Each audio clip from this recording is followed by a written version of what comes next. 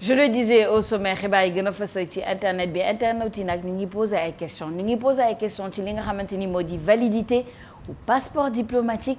Bamba Diakhaté, c'est ton domaine sans être ton domaine parce qu'on parle d'un ancien ministre des Sports qui a été interpellé à l'AIBD parce qu'il s'apprêtait à voyager avec un passeport diplomatique. Bon, adduna bi dafa def ni moom nekkatul ministre des Sports te ci passeport diplomatique bi dañ fa bind ministre des Sports. Ça crée une polémique, ça crée beaucoup d'interrogations. Alors, on y va tout de suite avec la SSP du Soleil qui dit aéroport AIBD. Pourquoi le passeport diplomatique de Lat Diop a été confisqué par la police? L'ancien directeur général de la loterie nationale sénégalaise, Lat Diop, n'a pas pu voyager à l'aéroport international Blaise Diagne. Il a présenté un passeport diplomatique dans lequel est mentionné ministre des Sports alors qu'il n'occupe plus ce poste. Selon une source policière, c'est ainsi que les éléments de la police des frontières ont confisqué son document de voyage arrivé à expiration.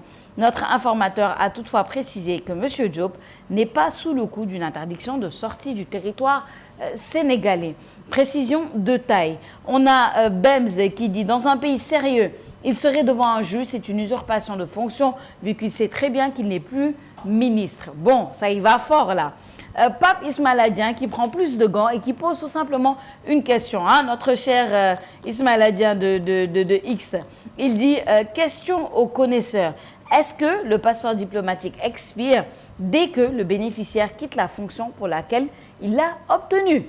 Alors, le Marseillais, Khalilou 74, qui dit « Lié à la fonction, comme les voitures et maisons de fonction, par ailleurs, sauf erreur de ma part, il leur a été demandé de les rendre. » On a ensuite Pape Ismaïla Dieng qui répond à cette question, bien à cette réponse. « Je demande toujours, y a-t-il un texte qui dit explicitement que le passeport n'est plus valide dès la fin des fonctions ?» On a ensuite le Marseillais qui répond une nouvelle fois en disant « Le passeport reste valide si la date de fin n'est pas arrivée à échéance, mais vous n'avez plus le droit en principe de l'utiliser puisqu'il est lié à la fonction. Je ne sais pas s'il y a un texte, mais cela va de soi, c'est logique, comme les voitures et autres avantages. » Voilà son analyse à lui. CMF, Cheikh Matar Faye, ou Cheikh Matar Faye, pardon. Pourquoi j'écorche toujours son nom? De dire un Falen Faye. maa ngi jégalu Cheikh Matar Fall. Faire quitter le nord du pays pour nous amener dans le centre très chaud là. waaw loolu moom c'est pas normal. Cheikh Matar Fall qui dit la question est tellement pertinente car dans le passeport diplomatique, en dehors de la fonction, il y a bien une date d'expiration. J'ai parcouru le décret 77-021 du 6 janvier 1978. Bon, def na ay recherche de.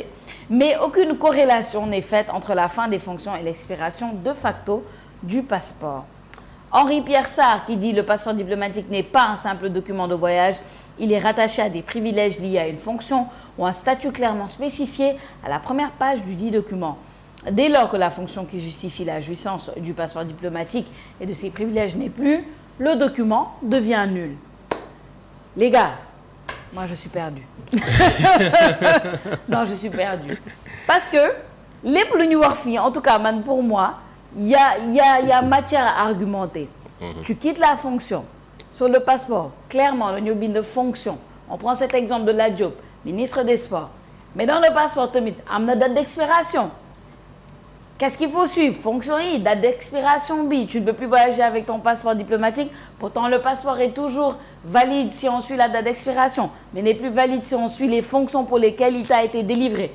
Xamatuma, je vous donne la parole. Hassana. On parle de sport. On parle de sport. Non, c'est pas forcément sport. Non, c'est pas sport. Après, c'est ton ancien ministre qui faisait du sport. Non, après... Ouais, c'est assez compliqué hein, parce que c'est une question de texte aussi, de droit et tout. Bon, Lat Diop est un avocat. Et je pense qu'il saura clarifier les choses. J'ai lu quelque part hier ou avant-hier qu'il promet d'ailleurs d'amener ça devant la justice. Peut-être parce qu'il sait, puisque c'est un avocat, que xam na ne peut-être dañ ko tooñ et etc.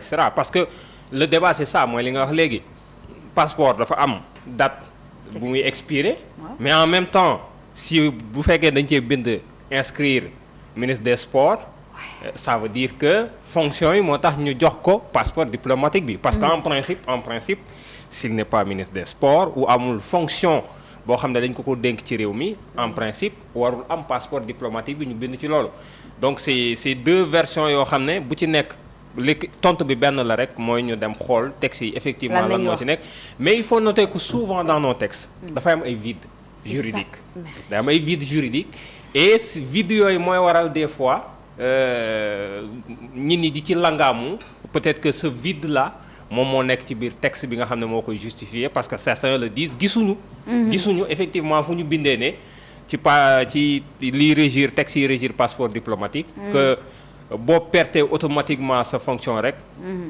passeport diplomatique waratoo koo utiliser donc ay vide la yoo xam ne xëy na peut-être bu fekkee ne loolu moo am ki nga xam ne moom mooy l'ancien ministre des sports mën na ci prox ndolu et bu ci prox ndoloo évidemment sauf jurisprudence mën na ci am ndam mën na ci am yoon ñu delloo ko mu mën a voyager ak moom sinon il va devoir trouver une solution pour pouvoir voyager mais c'est voilà pour man ce qui aurait été le plus simple c'est que boo pertee nguur quand tu n'es plus dans tes fonctions que tu rends tout ce qui li nga xam ne rek da nga ko war a delloo après tu voyages avec ton passeport civil disons-le bi nga xam ne moom la ñëpp di am lu dul les autorités. bu fekkee passeport diplomatique kese nga yore nag.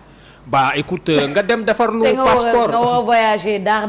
Bah écoute tu essaies de te trouver un passeport normal rapidement parce que léegi je pense que les démarches ne durent pas. Non passeport moom. Voilà les démarches ne durent pas donc ça veut dire que il a la possibilité de le faire en 24 heures ou 48 heures maximum nga régler ko pour moi c'est vraiment le plus simple mais dans cette histoire là honnêtement à part les gens qui s'y connaissent en droit ku la ci wax leneen il te fait un commentaire partisan soit il est pour le régime soit il est contre le régime mais ñi ci xam dara je pense qu'ils sauront répondre et pour man dina leer dans les jours à venir mais il est important de préciser parce que information bu mu génnee et moi c'est ce que je déplore encore une fois Hassana il faut que ñun ñuy vérifier les informations exactitude bi parce que nag man j'ai l'impression que ñun journalistes yi dañoo bëgg ñu ñuy ñaf quoi non si j'ai l'impression dañoo bëgg ñu ñuy ñaf on donne le bâton pour se faire battre et en réalité c'est ça parce que information bi diggante bi ñu koy jot ak bi ñuy yor la dernière version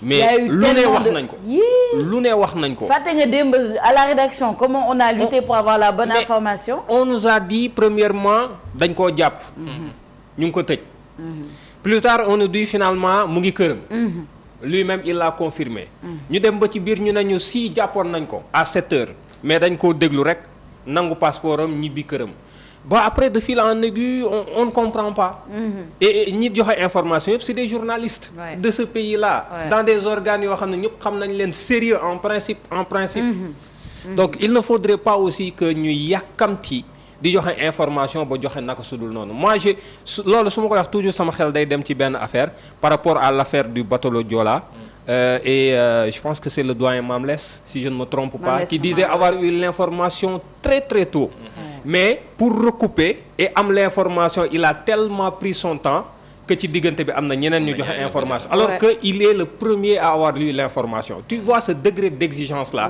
mais léegi malheureusement njëkkante joxe information mooy tax da ngay jot benn bribe d'information sans vérifier tu balances et finalement ñu dem ba ci biir xëy na du exactement ça il faut que ñun aussi ñu retourner aux fondamentaux yi mooy li ñu jàngal soo jotee information tu prends le temps de la traiter nga jàngat ko xool vérifier ko ba am ci lu leer wala lu xaw a leer nga doog ko joxe mais jël rek tëmbal ça c'est vraiment pas journalistique et ceux qui le font doivent revoir leur façon de voir parce qu'ils n'honorent pas la presse ils n'honorent pas ceux qui les ont formés.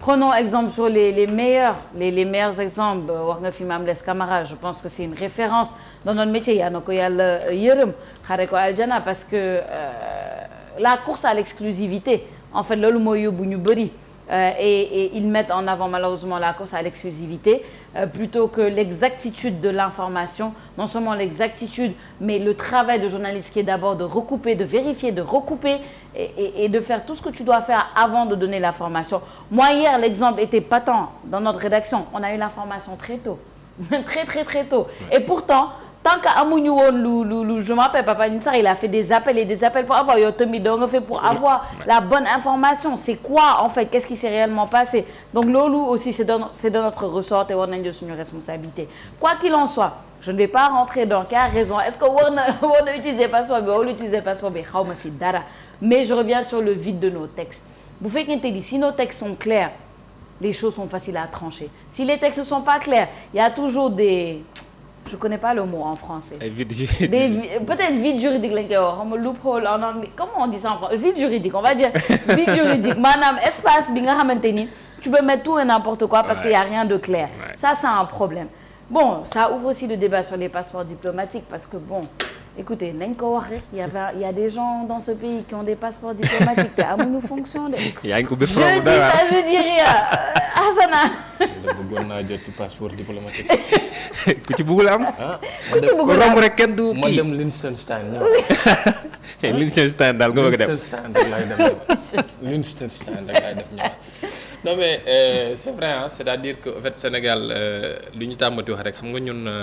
yenn saa yi dañuy réformer mais dañuy fàtte les choses les plus essentielles yi xam ne dañ ko war a réformer parce que mbirum passeport diplomatique yi jamonoy Ablaye Wade ba léegi nit ñoo ngi kaas mbirum passeport diplomatique yi nañ koy joxee kan moo ko war yor kan moo ko war a yor nañ koy utiliser ndax coow bu nekk dégg nañ ko ci ay mbirum diw dafa yoroon passeport diplomatique def ci lii diw def na ko ci nii diw def na ko ci nale maintenant fii dafa am réeroo boo xam ne daa am ci biir passeport bi ndax benn bi dañ la ne passeport bi dafa am date d'expiration beneen bi ñun la dañ la ci defal fonction fonction boo xam ne à tout moment mën naa dañ maintenant nag dans les textes ce qui était am na yoo xam ne dafa simple quoi modification bu simple la durée du passeport est de telle et telle mais elle est interrompue du moment où la personne détentrice de ce carnet de ce titre de voyage et nu mu tuddati n'occupe plus les fonctions de tel xaw ma na ko waa juridiction point barre nga def benn une phrase ba xam ne da nga koy dugal ci biir dugal def ko ci def ko alinéa mu jeex tàq tu clôt le débat une bonne fois pour tout après nag du nekkati loo xam ne dañoo wax ne diw non waru koon utiliser parce que la job yi ba se dire man je suis dans mon droit parce que état bu Sénégal moo ma jox passeport diplomatique état bu Sénégal ñëwul ne ma delloo si ma sama passeport diplomatique état bu Sénégal nanguwul passeport diplomatique bi état bu Sénégal newuma passeport diplomatique bi mënatoo ko utiliser am na date de validité boo xam ne moo ci nekk ba léegi nguurug Sénégal mën na ko rétorquer dem na ko ci nii est-ce que ministre des sports nga ba léegi ndax Khady Diène Gaye moom moo fi nekk est-ce que bon da ngay def usurpation de fonction c'est-à-dire que ne les deux sont là et lépp problème bi mooy la loi ne règle pas le problème après nag day andi encore ay polémiques inutiles yoo xam ne moom moo fi am il faudrait peut-être ñu voir ñan ñoo war a jot passeport diplomatique yi parce que moom ni nga ko Sophia ni nga ko waxee dëgg la c'est pas un sujet tabou qu'il faut peut-être occulter mais il faut en parler ñan ñooy jot passeport diplomatique yi léegi jànk ji koo romb yore na passeport diplomatique mais c'est vrai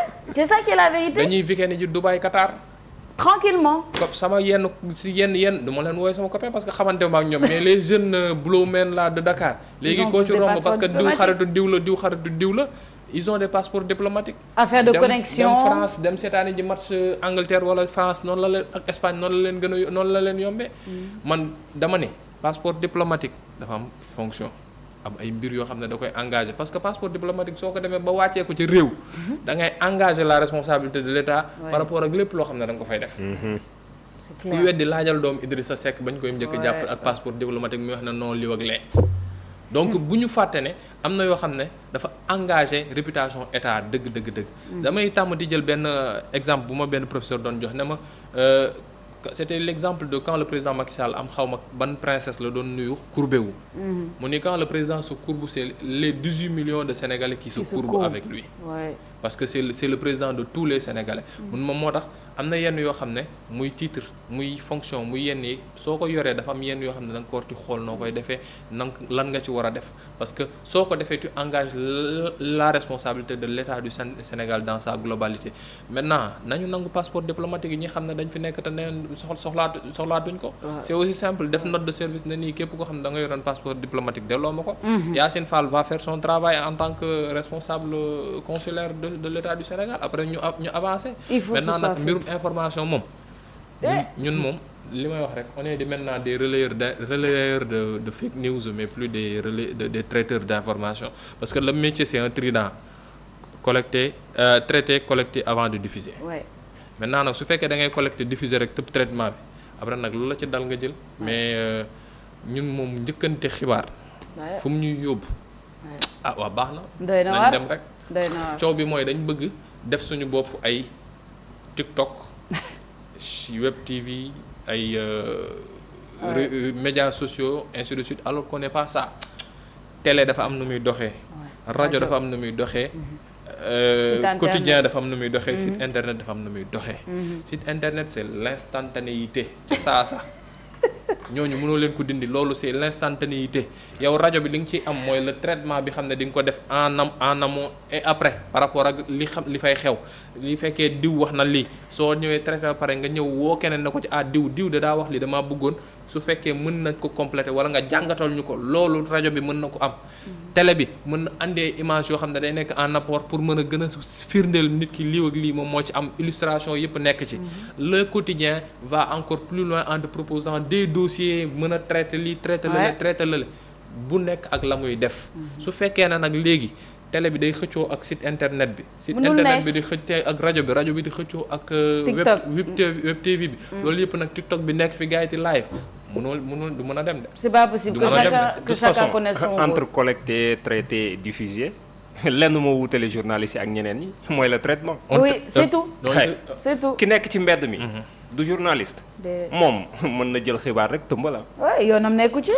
mais ñun on a cette exigence là. maintenant buñ ko deful. c'est de notre lu ñeex la ñuy def. exactement non mais xam nga nan lay da nga fi gis ay copains da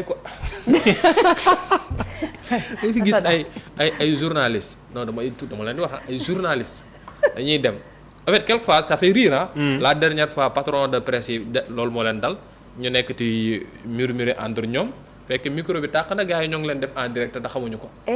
ñuy nekk di wax ne waa ana diw lu tax diw ñëwul mais diw jotuñu ko diw mi woo naa ko faalewu ma et diw ñëwul fii par la force nga toog parce que il faut nga jàpp nga feesal plateau bi. ça s'est passé avec Bamba Fall au téléphone ça s'est passé avec d'autres personnes parce que ñun dañuy dem rek lu ñu njëkk a def mooy teg micro bi taal ñëw jàpp live bi taal dóor la ci Facebook bi nag léegi en attendant nga nekk di def su fekkee jamonoy manifestation jamonoy Sonko ñu bindal la ça chauffe wala ñu bindal la urgent.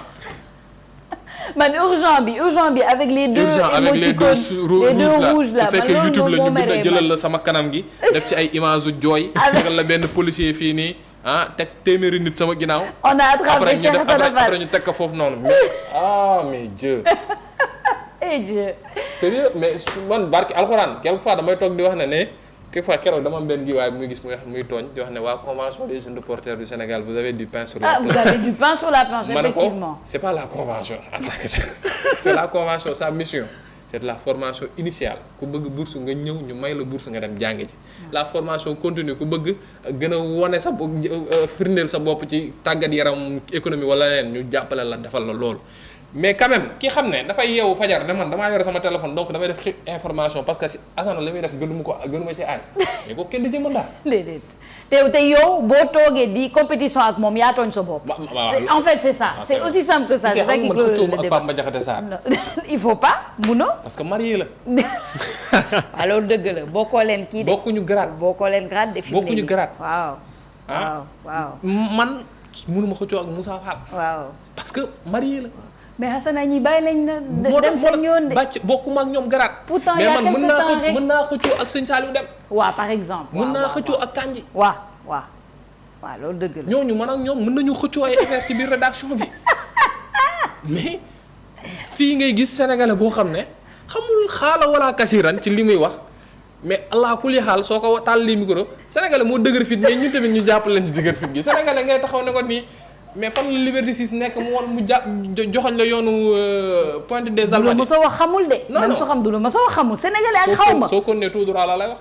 tout droit xoolal da ngay def nii rek tourné nii rek. finalement est-ce que puisque ñu war a régler problème bi ci ñun mënaguñu régler problème wala bëgguñu régler problème visiblement. faisons comme Sékou Seydi a dit. que chacun se choisisse ses propres confrères et consoeurs. si sur la base de comment il se comporte. Wow. Moi je n'appellerai plus confrère ou consoeur quelqu'un qui ne fait pas les choses comme il le faut. Je suis c'est d'accord. ça c'est point parce que les Sénégalais ñëpp kuy joxe information rek pour yow journaliste. non c'est pas. Mais il faut se choisir ses confrères et ses consoeurs. Moi je ne vais plus appeler quelqu'un qui fait n'importe quoi confrère. oui da ngeen faut respecter les confrères.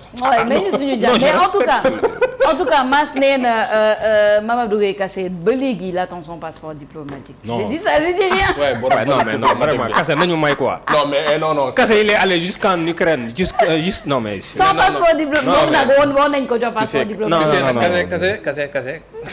non Kassé bu ko amul ba léegi dootu ko am. Kassé ci nguur gi du yóbbu mu am. Hassana ça suffit on passe à autre chose. Aïcha ñu dem ci actualité sportive léegi nii. TikTok Sénégal.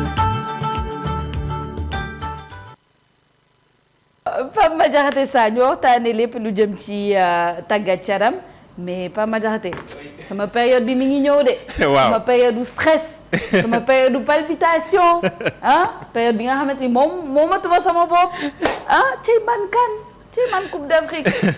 En tout cas Maroc 2025 hein, Aliou Cissé il va publier aujourd'hui Maroc 2025-2026. waaw Parce qu'ils ont pas voulu faire 2026 ils ont pas voulu faire 2025 ils ont fait 2025-2026. xam nga tamit kon boog 2025-2026 yéen tamit yéen sikk ngeen. mot sa daf ñoo yàpp. Au moins ce qui est sûr c'est que Aliou Cissé il va publier aujourd'hui sa liste face au Burkina Faso et au Burundi. Effectivement ce matin à 10h ci la koy publier listam parce qu'on doit rencontrer comme ni nga ko waxee ci éliminatoire Coupe d'Afrique yi ça y est le marathon va démarrer parce que quand je parle de marathon c'est parce que particularité éliminatoire Karim mooy ça va se tenir en 3 mois.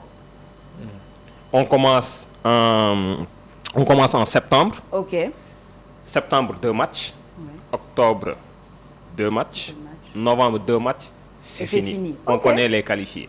Okay. Donc ce sera un marathon et ça va être très rapide. Donc lii mooy 2 premiers matchs yi on reçoit le Burkina le 6 Diamniadio et le 9 ñu dem Burundi pour dajeek moom la li nga xam ne moom mooy deuxième journée bi. Alors il y a le Malawi ak Malawi moom mooy l'autre équipe bi nga xam ne moom moo nekk ci groupe bi. Alors liste bi tey la koy fësal. Une liste où on attend des retours parce que ci liste yi passé am na ñoo xam ne dañu blessé woon. Ils n'étaient pas là peut-être Sadio Mané qui n'était pas là la dernière fois.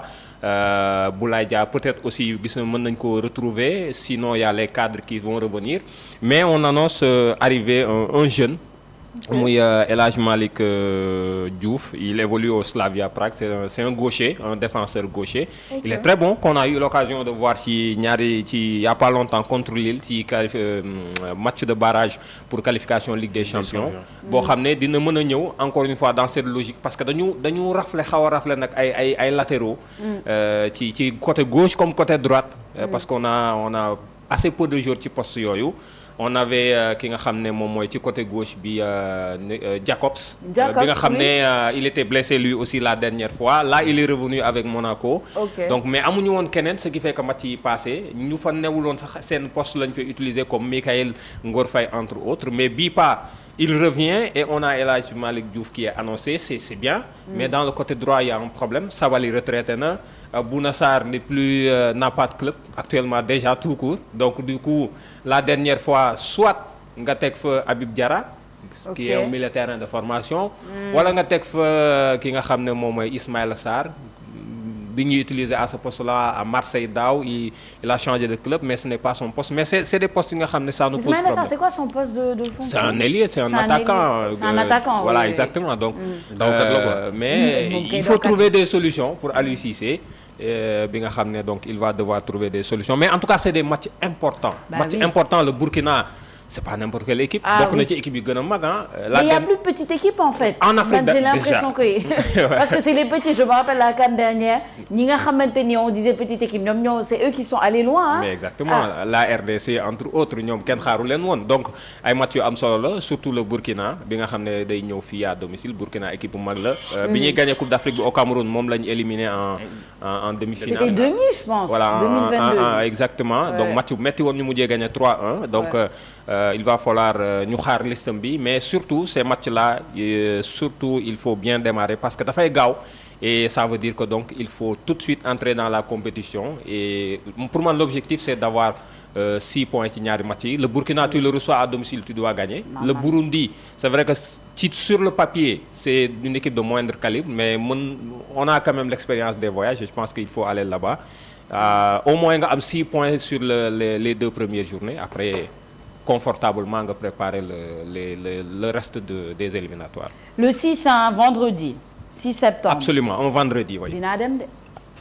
Comme que samedi toog amul man dinaa dem de. Comme samedi talal tànk la. waaw dinaa dem inchallah non mais y a du travail donc pour Aliou Cissé pour un peu xam nga 2022 lu si neexoon c'est que tu avais l'impression que l'équipe était tellement en symbiose que l'équipe était tellement bien formée bien pensée bien agencée loolu moo ñu yóbbu peut-être ba final ça fait partie des choses qui nous ont fait gagner la coupe mais là il faut une reconstruction ouais régénération pour man loolu parce que équipe boobu noonu dafa nekkoon pour man ci cycle 2002 mu nekkoon peut-être à son sommet parce que équipe bu ñu ngi ko commencé liggéey depuis les Jeux Olympiques ñoom Sadio Mané ils étaient assez jeunes yu fi yéeg di yéeg Aliou Cissé jël 2015 équipe bi di dem ak ñoom di jug ak daanu dem nañ fi Japon dem nañ fi taje Cameroun quart de finale mu éliminé ñu tir au but ñu dem finale contre Algérie mu yoxosuñu benn yoxosu bu ñu metti ba léegi daal ñuy gagné on a eu le bonheur enfin d'être champion d'Afrique au Cameroun en 2022 après ñu demaat CAN bi en Côte d'Ivoire ça s'est pas bien passé malheureusement face aux Ivoiriens les ressuscités mais là entre-temps il y a beaucoup de clubs yu mag ils se sont progressé équipes yi sont progressé léegi amatul équipe bu ndaw d'ailleurs comme ni nga ko waxee je pense qu'il y a du travail si fexe ba changer en tout cas faire cette transition là parce que joueurs yu bëri nañu la ñu mënoon mënatuñ ko ci équipe bi ñoom Sadio Mané la ñu mënoon mënatuñ ko les Koulibaly c'est vrai que mën nañu accompagner équipe bi ba léegi mais la ñu mënoon mënatuñ ko je pense que Aliou voilà exactement Aliou Cissé mu ngi commencer def liggéey bi ndànk-ndànk comme les El Hadj Malick Diouf les Pape Gueye et Lamine Camara mais je pense qu'il faut continuer cette dynamique-là de rajeunissement de l'équipe tout en maintenant de l'expérience pour que ñu mën a atteindre les objectifs yi nga xam ne am nañu ko muy fexe gagner waat une Coupe d'Afrique des Nations comme en 2022 maintenant attention ça va être compliqué moi quand je vois le Maroc qui va recevoir la CAN là avec son équipe qui a été médaillée de bronze les U23 aux Jeux Olympiques. Ben oui. Ça et on a vu ce qu'ils ont fait à la Coupe du Monde. Ça craint. Ben oui, ils sont allés jusqu'en demi-finale à la Coupe du Monde. Première équipe africaine. C'est ça. Là pour eux, c'est à eux cette CAN-là. Maintenant recevoir CAN gagné ko. C'est vrai que naari ay nañ ci. waaw la Côte d'Ivoire. Maintenant après. On sait pas. Yàlla baax na. On sait jamais. On sait jamais man daal quand la CAN va commencer contrôler leen sama tension bi rek à chaque fois contrôler leen. ñi contrôler seen tension bari nañ ci. c'est compliqué Hassana tu as bon espoir. non man wax dëgg fa déggu li ma la man. stress bàyyi naa ko am ci football ba Sénégal gagné coupe d'Afrique ba pare. sa xel dal na daal man ba ci laa pare jàpp stress parce que jàpp naa ne c'est une nouvelle génération qui arrive. Et il faut du temps.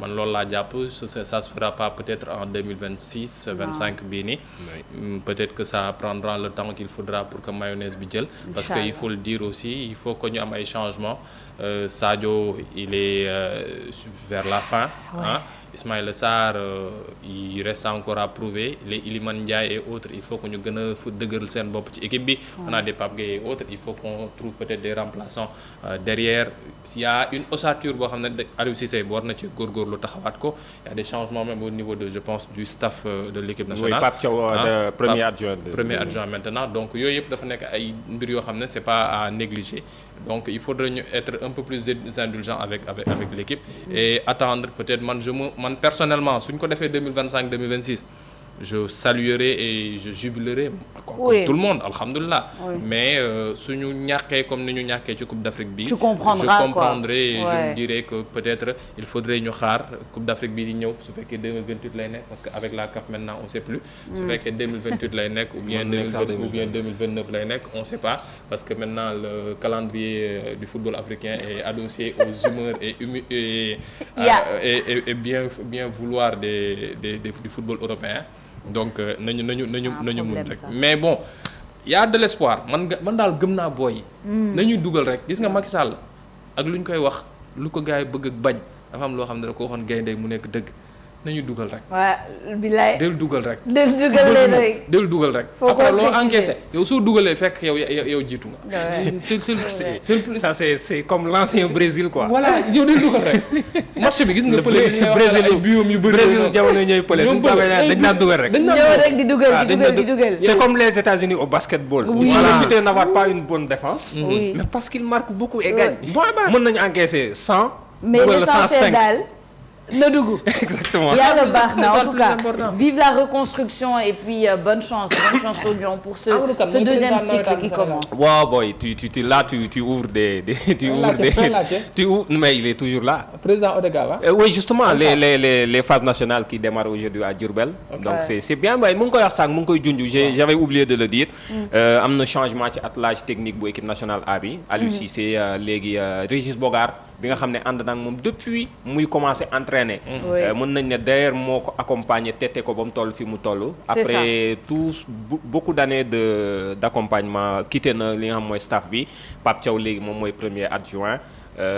Teddy Pellerin moom moo nekkoon préparateur physique bi léegi actuellement il est le deuxième adjoint et après il y a un nouveau préparateur physique je pense que c'est des changements yoo xam ne c'est important mais le plus important mooy sur le terrain ñu def ce qu'il faut et que Sénégal mën a ça fait partie de la reconstruction voilà, un peu c'est ça. de la structure de l'équipe bonne chance à eux. laajte ngeen may kaañoo mais amul problème. Hassana il est 8h20. Amadou Kane moo jiite nawetaan Sénégal Sophia merci beaucoup. Papa Diakhaté merci beaucoup. Merci, c'était on se donne rendez-vous la semaine prochaine. Inch'Allah. Pour d'autres actualités. jubante bi dañ ko deful ci plateau bi parce que man damay buur sama question man maa faal. mais Hassana yéen waa sport doo ma tontu. Hassana Amadou Kane est toujours le président de l'ONCAV. amul élection. bon voilà tu as eu ta réponse. C'est ça. amul élection. est-ce que doo concentré wu ci sa bulletin. C'est le bulletin les gens attendent les les gens attendent le bulletin d'information xibaar yi ci kàllaama la ak Cheikh Hassana Fall.